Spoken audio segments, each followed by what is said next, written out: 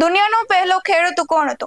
શું તમે ક્યારેય વિચાર્યું છે કે સૌથી પહેલા જમીનમાં બીજ કોણે વાવ્યું હશે અને દુનિયાનો પહેલો પાક કયો હતો?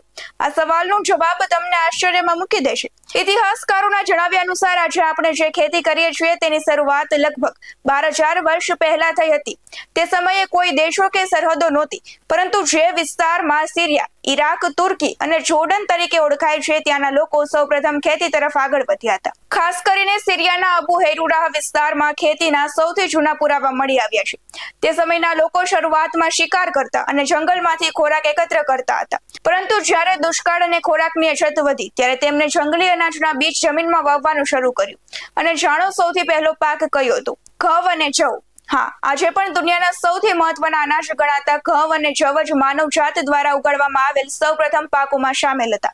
ત્યારબાદ વટાણા અને મસૂર જેવા કઠોળની પણ ખેતી શરૂ થઈ. આ નાનકડા પગલાએ માનવ ઇતિહાસ બદલી નાખ્યો, કારણ કે ખેતીની શરૂઆતથી જ ગામો બન્યા, પછી શહેરો બન્યા અને ત્યારબાદ મહાન સંસ્કૃતિનો જન્મ થયો. એટલે કે આજે આપણે જે આધુનિક દુનિયામાં જીવીએ છીએ તેની શરૂઆત એક ખેડૂતે જમીનમાં વાવેલા નાનકડા બીજથી થઈ હતી.